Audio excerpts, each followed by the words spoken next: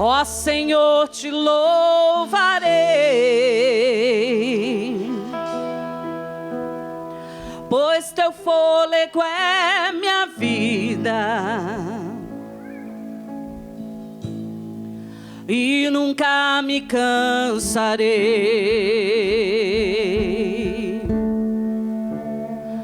Posso ouvir a tua voz,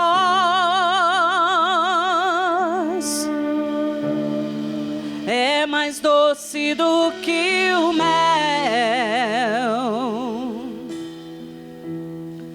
que me tira desta cova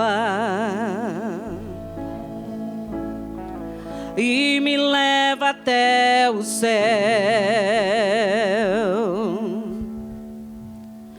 Já vi fogo e terremotos,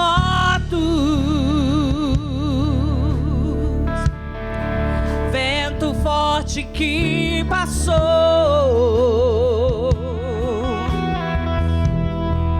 Já vivi tantos perigos,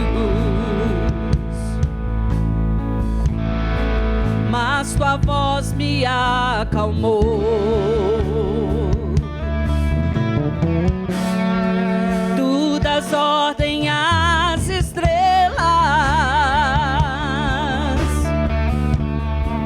e ao mar os seus limites.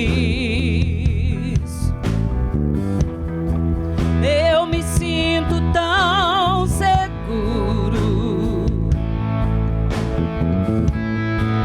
no teu colo, ó Altíssimo. Não há ferrolhos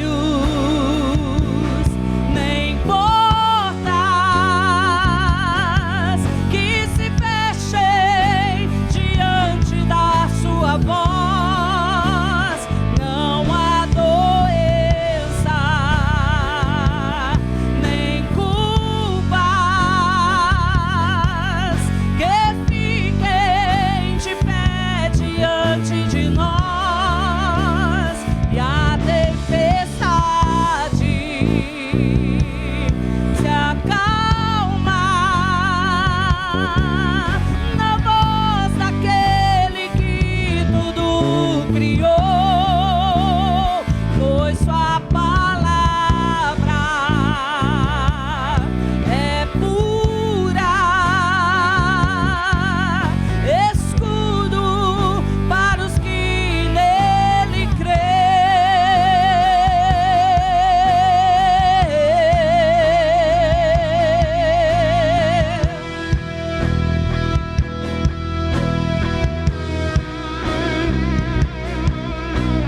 Aquilo que parecia impossível, aquilo que parecia não ter saída,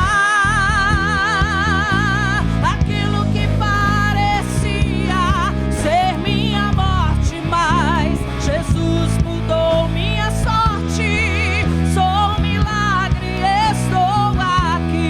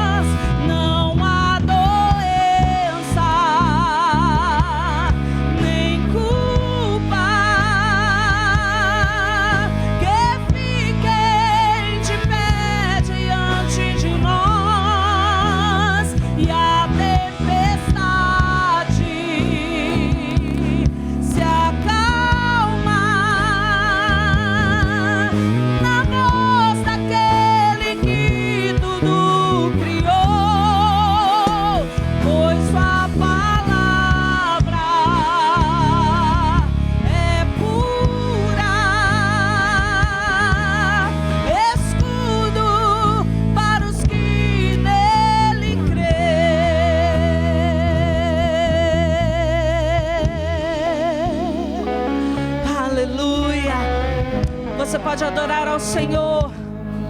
Aleluia. Obrigado, Deus, pela tua presença neste lugar. Repete comigo. Não há ferrolhos nem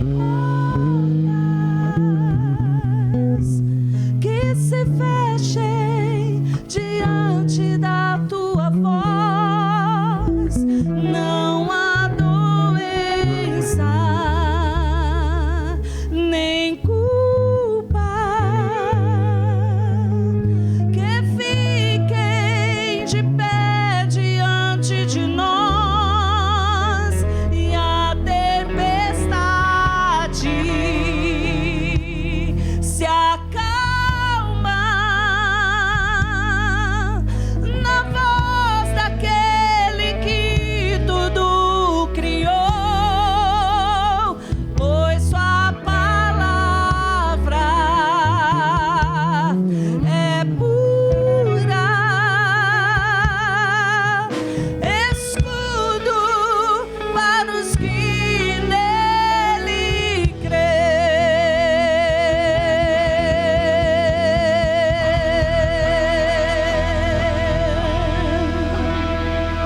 Aleluia. Aleluia. Amém, queridos. Vamos abrir a palavra de Deus em Lucas 11:1. Mas eu sou uma figura nova aqui em cima, né? Tem muitos rostos conhecidos. Amém. Então, geralmente tem outros rostos conhecidos aqui. E eu sou uma novidade para vocês, né? Então, como o pastor falou, eu sou o Gislon, né? Gislon da Juliana, minha esposa está ali também entre nós. E Lucas 11, versículo 1. E, embora eu seja um rosto pouco conhecido de vocês, né? Eu estou na Getsemane há alguns anos. Mas eu vou falar de antes, né? Eu me converti há 21 anos. Né? Foi em dia 26 de outubro de 2001. Por que eu falo isso? Porque é uma data verdadeiramente marcante. Uma coisa é você passar por religião, o que quer que seja, mas outra coisa é você ser convertido de fato. Então, eu sou convertido de fato há 21 anos, né? E desde então, eu proclamo a palavra de Deus. Né? E como é que você reconhece um discípulo cristão? Através disso, ele pratica o ID. Né? E antes mesmo de eu entrar nas águas, eu já praticava o ID, porque isso foi me incentivado, né, a fazer o que Jesus fazia. Porque até na própria palavra é mencionado que algumas pessoas proclamavam ainda sem conhecer por total. Né? E isso foi através da minha vida, né? Através de adia praticamente como missionário, depois ministração em pequenos grupos, até ministrar na igreja de fato, né? Na Getsemane, eu e minha esposa fazíamos parte há um pouco mais de 7 anos, a gente estava numa missão, depois viemos para cá. E então um pouco disso, só falei um pouquinho disso para vocês me conhecerem um pouco melhor, né? Embora eu sou um rosto novato aqui, em Deus, já tem um bocado de tempo que eu estou agindo em seu nome, amém?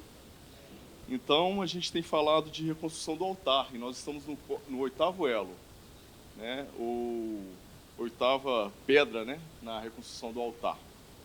E o 8 tem sido notório em nossas vidas, né? E, inclusive, tem um evento atual que tem uma simbologia, né? Tem uma logomarca, logotipo, que faz alusão, né, ao 8. Inclusive, eu devo falar disso na terça-feira de manhã. Isso também eu não mencionei. Quando eu vim aqui para a sede, o pastor Jorge Linhares me incumbiu de um culto de manhã, toda terça-feira, às 7h30 da manhã, é o culto dos conquistadores. Então, eu já faço convite para vocês. Quem quiser conhecer um pouquinho desse assunto, né, desse 8 que a gente está vendo aí constantemente num evento mundial. Mas o 8 também deitado, ele é conhecido com uma outra situação, né, que é o infinito, o símbolo do infinito. E o infinito, para nós que somos cristãos, isso nos remete à eternidade. Né? E a gente, como cristão, a gente deve buscar vivermos uma parte dessa eternidade ainda em vida. Né? Não esperar a morte chegar para a gente vivê-la, mas a gente já contemplar essa eternidade ainda em vida. E se a gente quer contemplar essa eternidade, a gente precisa ter uma vida de adoração. Até adiantei o assunto. A pauta dessa palavra é oração, mas a gente vai ver que ela está muito relacionada à adoração. Amém? Então, Lucas 11:1 diz o seguinte: um dia Jesus estava orando em certo lugar. Quando acabou, disse-lhe um dos seus discípulos: Senhor, ensina-nos a orar como também João ensinou aos seus discípulos.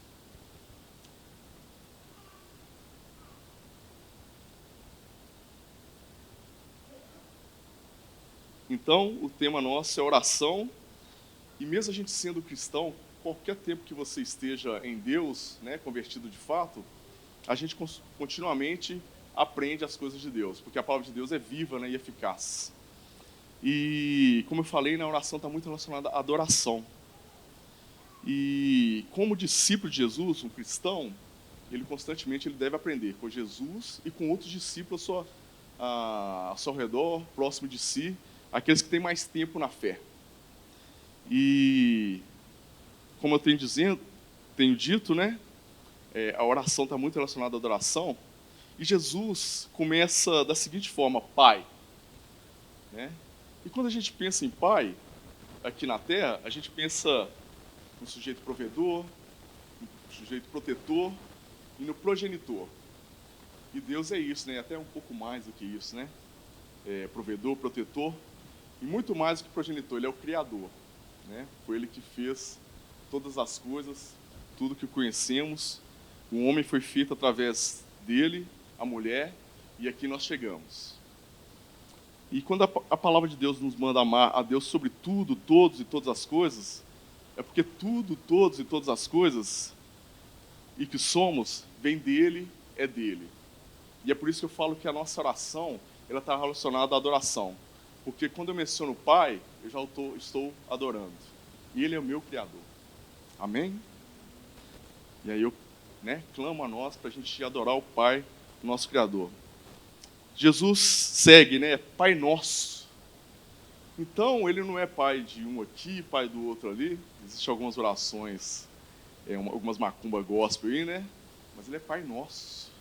Todos que têm fé, todos que querem se chegar a Ele, Ele é Pai de todos nós. Até mesmo daqueles que ainda não estão conosco.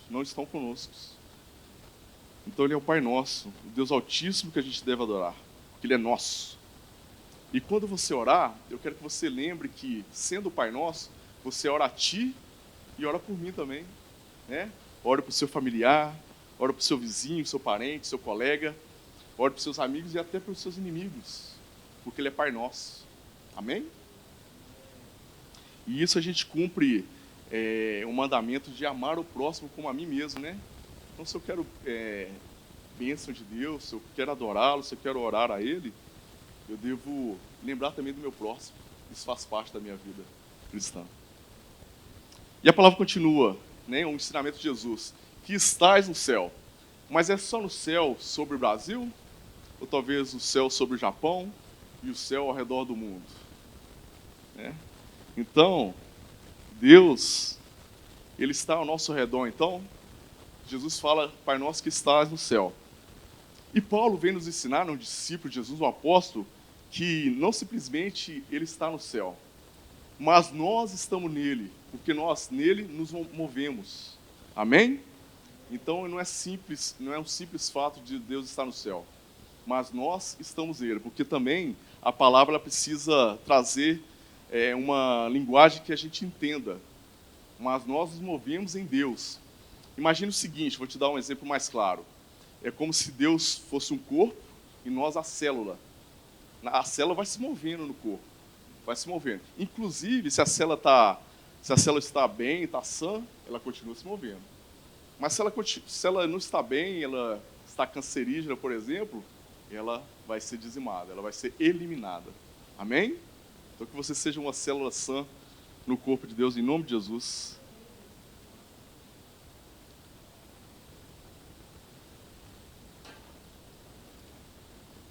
A palavra de Deus menciona em algumas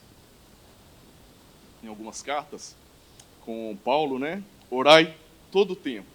E como eu tenho falado que a oração está muito relacionada à adoração, Eu quero te conclamar a adorar a todo tempo. Adorar. Vocês viram a atmosfera gostosa que estava aqui quando foi entoado esse último louvor, a ceia? Né? Essa atmosfera a gente deve buscar no nosso coração, na nossa mente, no nosso caminhar. E não pode ser algo superficial, tem que ser algo fatídico, com convicção. Eu trabalho num lugar que as pessoas têm boas condições, e eu fico sempre me perguntando por que essas pessoas ficam com essa cara fechada, séria e tudo mais. Seriedade é uma coisa, só que eu vejo muita... até perdi a palavra aqui agora, mas elas ficam com a cara... Eu vou fazer a imagem aqui, né? Fica com essa cara constantemente. Né? Quem não viu, vou fazer de novo. Geralmente as pessoas ficam com essa cara. Então, eu fico curioso, porque as pessoas elas estão muito bem financeiramente. E por que elas estão sempre com essa cara, né? É porque elas não têm essa adoração ao Senhor. E você que é cristão, você faz parte dessa família de Deus, está no reino, você tem que estar com a cara boa, né? Uma cara feliz, né? A alegria do Senhor é a nossa força. Então a gente não tem motivo para ficar carrancudo. Agora veio a palavra. Não ficar escarrancudo, fique alegre, fique bem, fique motivado. Se as coisas estão ruins, ela vai ficar melhor, né? Porque não acabou. Tá bom? Amém? E uma outra palavra fala sobre orai sem cessar. E eu conclamo aos irmãos, adorai sem cessar. Amém? Então foi esse primeiro ponto, né?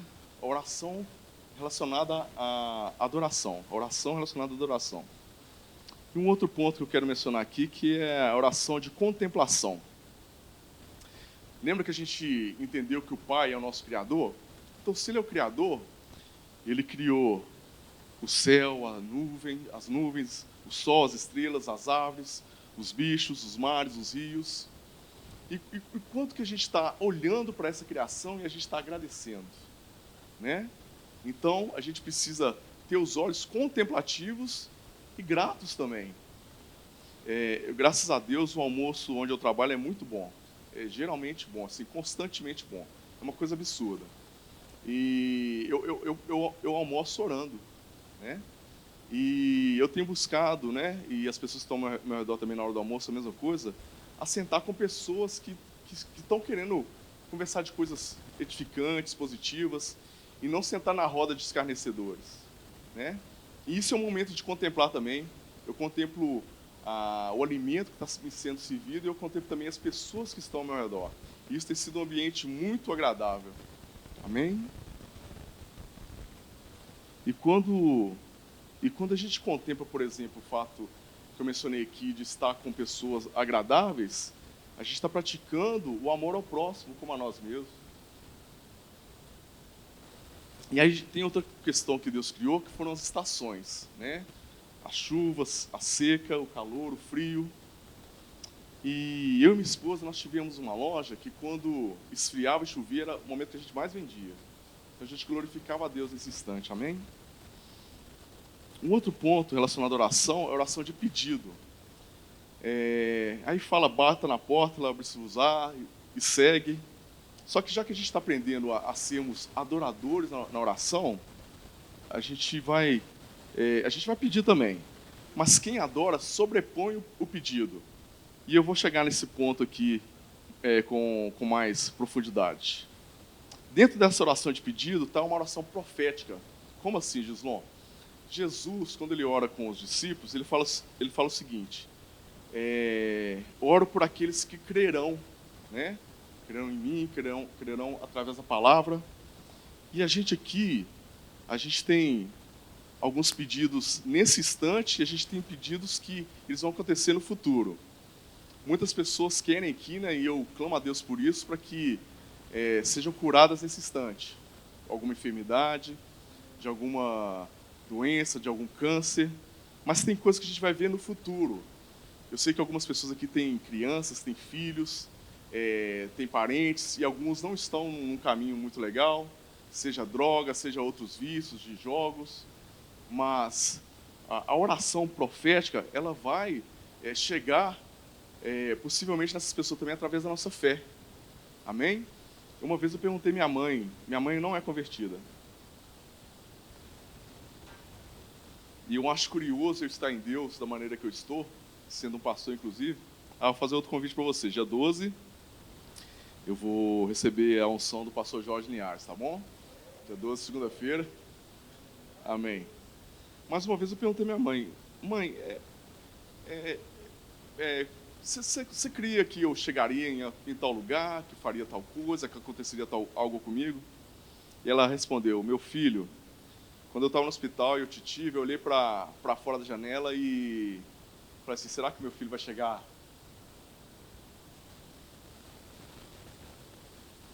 naquele tamanho que ela viu uma criança passando na rua?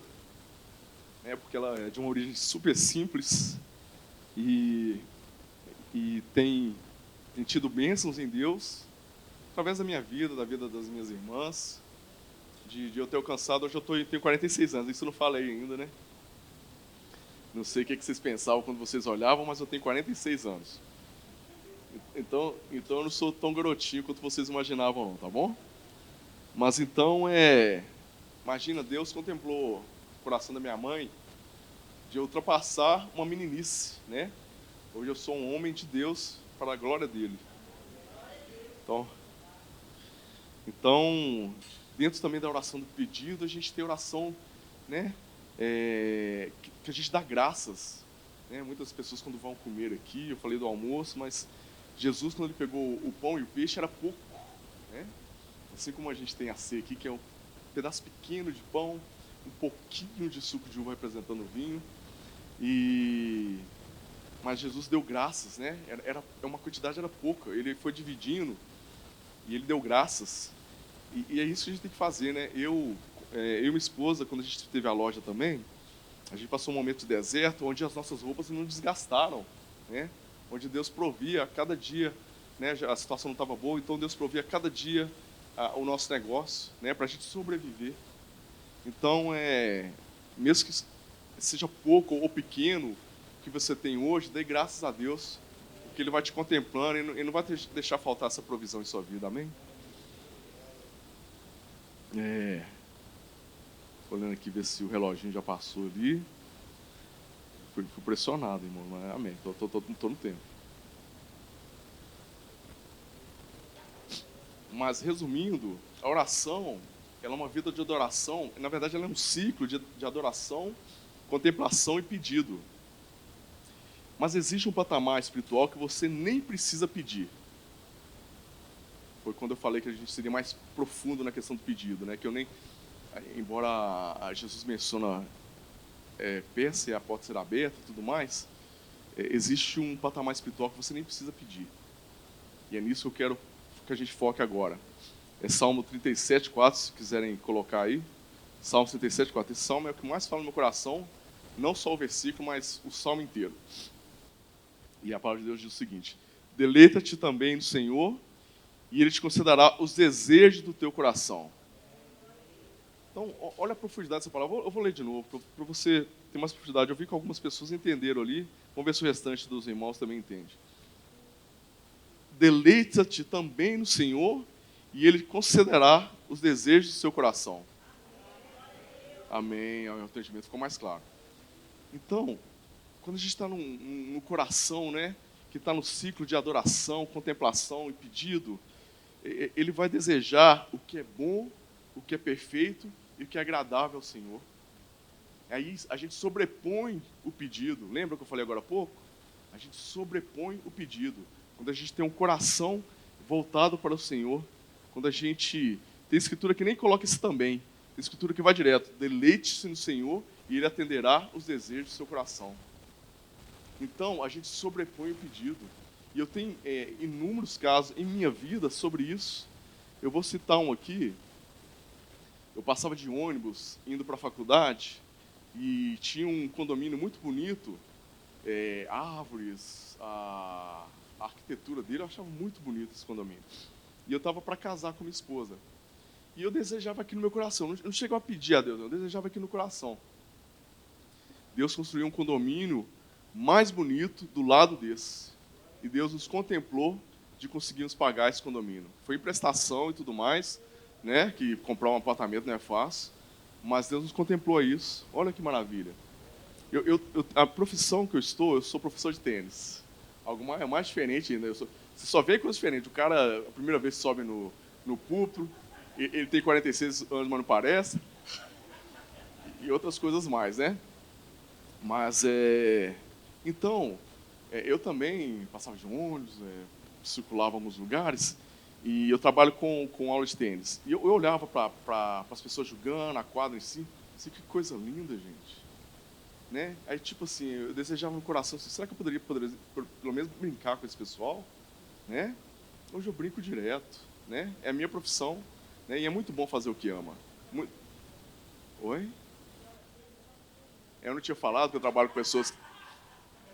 Eu não tinha falado que eu trabalho com pessoas que têm dinheiro, aí eu provei, né? Mais pra frente eu provei, né? Deus não deixou eu ficar no escuro nessa situação. Aí que tomei a água aqui agradecendo, dando graça. É assim que eu faço. Mas a gente está falando de sarar a alma, né? Isso é o culto sarando a alma.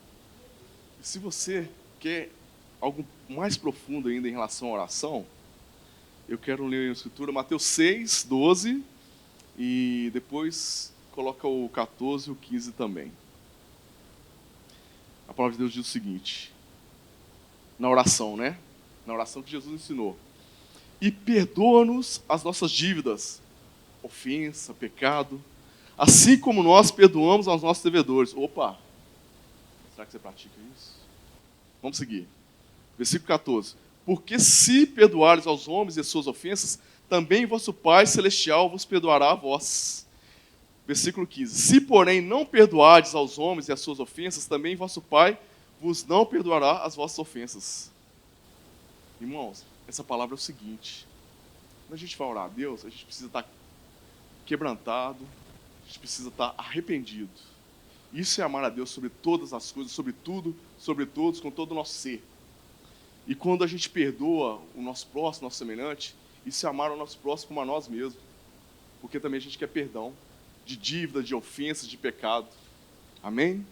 Então, se essa oração, se essa palavra tocou seu coração, eu quero chamá-los aqui à frente, né? Lembrando do ciclo de adoração, de contemplação, de pedido, e agora, sendo mais profundo, para sarar a sua alma, você perdoar aqueles que lhe ofendem, aquele que tem, que você tem problemas com ele, né? Vir aqui para frente arrependido a Deus para buscá-lo, amando ele sobre todas as coisas, vir aqui para frente para perdoar aquele que lhe ofendeu, aquele que tem dívida diante de você, aquele que tem pecado diante de você. Amém?